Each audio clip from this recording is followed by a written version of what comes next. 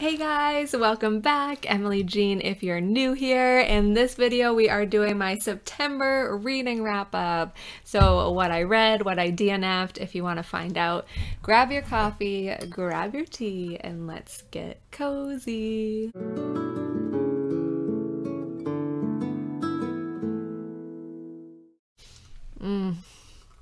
Oh my gosh, it is officially fall in Maine. The weather is getting colder. I have a white raspberry creamer that is so good and I'm ready to roll. Okay, so September. In September, I read 4 books. I actually read about the same amount of pages, even though it was less books than last month. I read 2,298 pages. We had some really thick books this month, and I did DNF 2 books.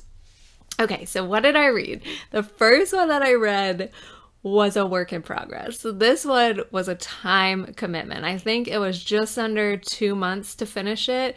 And this is Children of Time by Adrian Tchaikovsky.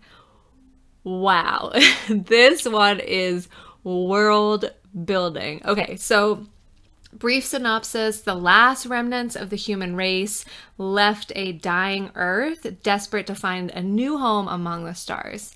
But this actually happened twice. So we have a character who left the human race, terraformed a new planet, and then is kind of protecting and guarding this new planet. Then again, the human race almost dies out, and they come searching for a new planet. So it's like there's different years, there's different populations. This is an absolute masterpiece of sci-fi.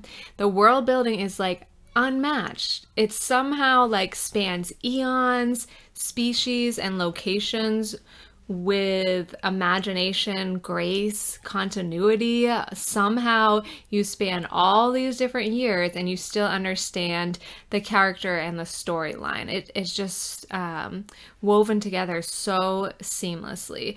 So the length is definitely not for the faint of heart, but it is worth the time that's invested. And I did try to read this before. I actually tried to read it August of 2019, and I got about 20% of the way through.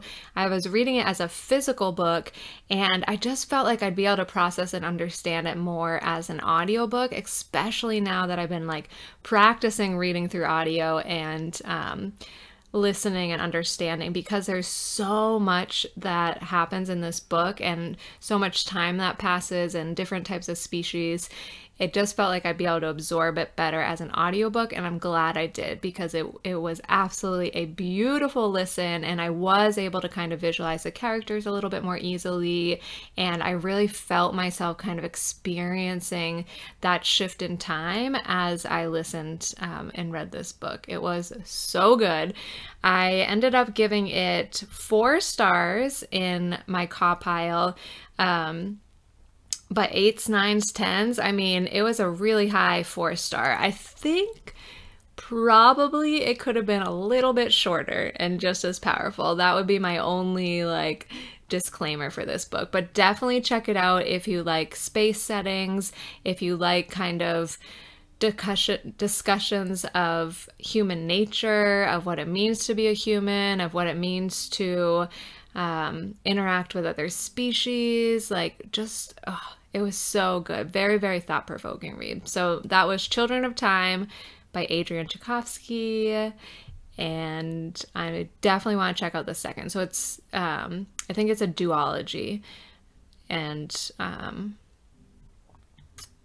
we get a little sneak peek at the end of the book into what the next one is going to be about, and it definitely piqued my interest. Thoroughly enjoyed reading it. Okay, next book was The Ones We're Meant to Find by Joan Hay. I'm so glad I read this. This came in a subscription box. I put it to the side. I wasn't really feeling called to it, and then all of a sudden I was. That's the beauty of having books on our shelves for a while, right? Sometimes you just look over and you're like, I really want to read that one. So this is it's set in kind of like a climate ravaged future. There's a lot about how the air is toxic, the water's toxic. they've built kind of safety spaces for some people, but how do they decide who lives in those places? And then it follows the story of two sisters who are separated and they're desperately trying to find each other. This was beautiful. I didn't know it was going to have such a scientific future vibe, or I might have picked it up even earlier, but I loved like the futuristic taste. I loved the futuristic take on it. I loved kind of the scientific perspective, and another like discussion of human nature. How do we make big decisions when the whole population is at risk? I mean, it was just beautifully written. The story was really, really well told. There were definitely a lot of unanswered questions at the end. Some awesome unanswered questions and some not so awesome unanswered questions that you're like, a little bit of a logic gap there. I think it's a standalone, so I don't think we're going to get another one either, which made it drop down in ratings just a little bit for me. There were a few plot holes, and I did have to reread one of the sisters' last sections a few times to really understand what I think was implied that happened at the end, and I think I understand what happened at the end. It's honestly probably a 3-star book with a 4-star premise for me, but I did end up giving it 4 stars in CAWPILE. What dropped it down the most was logic. I gave it a 6 out of 10. But I really liked the sisters. I especially liked C, one of the sisters. And I wouldn't hate it if there was a sequel to this. Like I said, I think it's a standalone, but it was a really beautiful and really beautiful discussion of relationships and how those kind of change over time. I would recommend, if you like the stories of relationships changing, if you enjoy sci-fi, and if you don't mind a couple of plot holes at the end. Okay, so that was the second book that I read this month. The third book that I read was Illuminae by Amy Kaufman and Jay Kristoff, and I'm so glad I finally read this. I first heard about this on, whose channel was it? Yarmouth. I was picturing your channel going like this. Hey, it's Moose. I first saw this on Yarmouth's channel, and it intrigued me because she was describing how it's told through like dossiers and documents and interviews and like all these different ways that the story is told, and that sounded like something that I would enjoy. So I did get it out of the library. I don't have that because I already returned it, but I do have the second in the series, which may give you a hint that I really, really enjoyed it. So it looks very similar to this, and you can see there's like it's just told through different documents, different formats, different changes in the page color. It's kind of a little bit of a mystery, but it's definitely science fiction based as well. I was on a big sci-fi kick this month, and I don't regret a moment of it. So the style of writing was absolutely for me. It definitely drew me in. I found it easy to flow with the different kinds of documents. I am a sucker for a sentient AI, so this book has that. And I was really happy with the portrayal of the AI and kind of the thoughts that it was going through and everything that it was processing about what it means to be alive and what it means to not exist. It was really interesting. So a little bit of the synopsis: it's 2575, set in space. There are planets, there are people who live on the planets, and there's Katie and Ezra who are on a planet. I think they were mining, their families were mining, they're younger kids, students, and a mega corporation comes and attacks the planet, and they have to escape.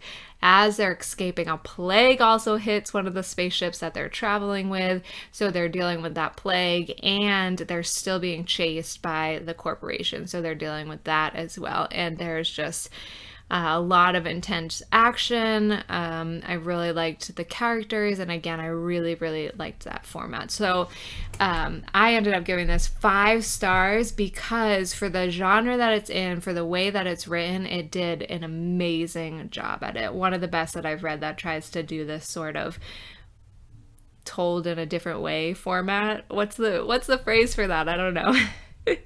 But I loved it. It was so good. 5 stars across the board. It left me absolutely satisfied at the end. Enjoyed reading it all the way through. No complaints, really. So I can't wait to move to the sequel, which is Jamina? Not sure yet, but already picked it up. And I hope it's just as good. So thank you, Aramoose, for that recommendation. Super happy. And then the final book that I read in September was From Blood and Ash. I know this is well known in the booktube world, but I finally picked it up. Well, I finally got hooked into it. So I've actually tried to pick this up like 4 different times. I remember the first scene so well in this book because I've read it so many times. But I was laying in bed.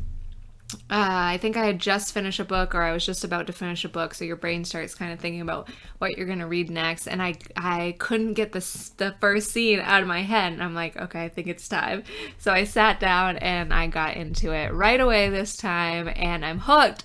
You guys, why did I not know that there were vampires and werewolves involved in this book? I would have read it a lot sooner, I think. So I loved this. From Blood and Ash was really enjoyable. Jennifer L. Armentrout, this is the first book that I've read by her. I ended up giving it 4 stars. Very enjoyable. I felt satisfied at the end. I actually just finished reading this the last day of September, so very fresh in my mind still.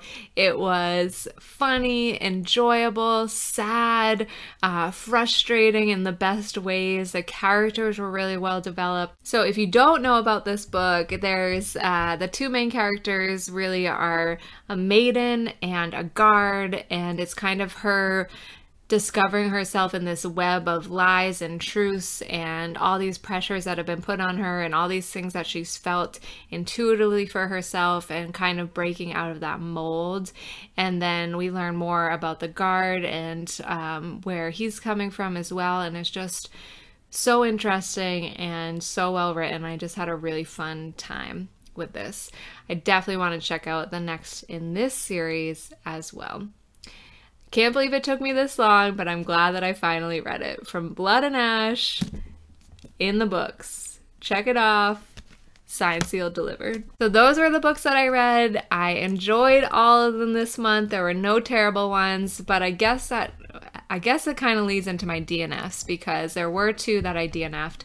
One was Happy-ish by Kara Troutman. I got this on Kindle. And I just wasn't digging it. So it's about this 35-year-old single woman, and it's supposed to be like a fun, flirty kind of story, kind of like a rom-com, but a little bit more about her life, and it just fell flat for me. I read 38 pages out of 306, and it was just boring, predictable. There wasn't really anything special about it. It didn't make me excited about the 35-year-old age range. It was just lacking a lot. There was no intrigue, so I decided not to force myself through it and just picked up some other books. So I DNF'd that at page 38.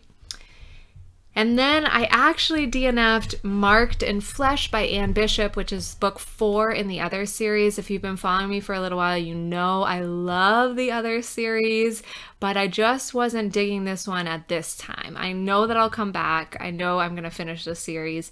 I read about 72 pages out of 258, and I just DNF'd it to try it another time. I think there were just other books in the back of my head that were calling me more this month. And I kind of feel like a good series is a friend you know you can always turn to when and if you're ready, and so I just wasn't ready right now. But the Other series is a beautiful series, and I would still recommend that for everybody.